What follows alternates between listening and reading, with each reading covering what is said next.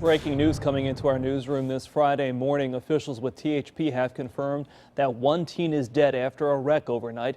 It happened right on the line of Wilson and Rutherford counties near Mount Juliet. They say 4 to 5 other people were also in the car, but they ran into the woods after the wreck. Investigators say they eventually came out, and those people are now talking with THP. We are continuing to work on the story, and as we get more details, we'll bring those to you online and right here on News Channel 5 this morning. Well, an investigation is underway to determine what caused a fire to spread through a duplex in Madison late Christmas night. News Channel 5's Matthew Torres is with us here in the studio. And Matthew, was anybody hurt in this fire? Hey, Chris, fortunately, no one was hurt from the fire. In fact, nobody was inside the home at the time of it. However, it left some pretty severe damage to the unit. Here are some of the video we captured last night. The fire started just around 7 o'clock at the duplex on Wellworth Street. Upon arrival, firefighters were dealt with thick flames and heavy smoke, and thankfully the firefighters were able to extinguish the blaze fast enough to prevent it from spreading any further. As well, neighbors were evacuated immediately. And since it wasn't a total loss, investigating any fires around Christmas time is always hard to do.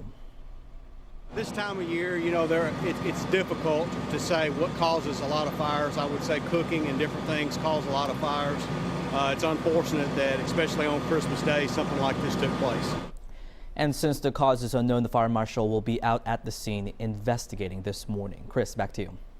Matthew, thank you. This Christmas was a very special year for a Cookeville family and their baby who was born 3 months early. We first brought you the Maynard family story on Sunday. Little Annie Maynard has been at Vanderbilt, hooked up to tubes and machines in the neonatal intensive care unit since she was born last month. Now, because of all that equipment, it was difficult to hold her, and she wasn't allowed to wear any clothes until yesterday. Her family bought her a new dress to wear on Christmas Day, and we spoke to her mom, Caitlin, afterwards. We're going to have all those pictures framed, I'm sure. I'll remember it for a long time. It was very special to me. A great Christmas. If Annie's progress continues, she's expected to come home from Vanderbilt Hospital in February. Well, Christmas dinner is always a time to be with the family, but for those who are homeless, the Salvation Army was there to step in. The annual Christmas feast fed more than 150 members of Nashville's homeless community. Many of them were picked up by Salvation Army in the morning with buses. Guests were treated to a multi-course meal, and they listened to live music. A host of volunteers made the day possible, including a few who brought their entire family out to help. You know, I think seeing all of us here, I think it just reminds us of how important our community is to our community, and to be able to help one another, to lift each other up, to encourage one another, and the importance that that holds for all of us. And funding for the Christmas Day feast came in a large part from donations made to the Holiday Kettle program. Well, many of you will be pulling out those leftovers for today, for lunch, dinner, as well as tomorrow and probably days to come after that. But there are some safety tips that health officials want you to remember. Throw away the food that's been in the refrigerator longer than 3 or 4 days, as well as anything that sat out for more than 2 hours. And when it comes to reheating those leftovers, the microwave might not actually be the best option. You want to make sure that you're reheating them to an internal temperature of approximately 165 degrees. And so what that's going to do is it's going to kill some of the bacteria that could have had an opportunity to grow when it was, sitting out on your table or in the cooling off period.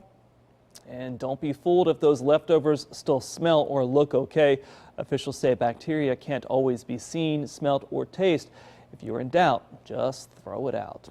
Well, it faced a lot of obstacles, threat from North Korea being just one of them. But despite all of that, the first showing of The Interview here at the Belcourt Theater in Nashville was a sellout. Most people said it was funny, but for a lot of those attending, the quality of the movie wasn't what was important. They said they had to see it because someone tried to stop them from seeing it. It was definitely the freedom of speech thing. I don't think someone should be able to dictate what I can and cannot watch, so I think it was very important to stand up for what I believe is right. The Belcourt Theater did have extra security on hand just in case, but there weren't any issues. Well, picking a name for your child can sometimes be difficult, but one man said there was never any question.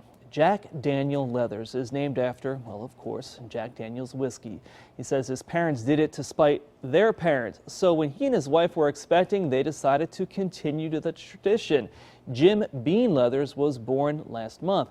He says if they have another baby, they'll name it Evan Williams if it's a boy and Sherry if it's a girl.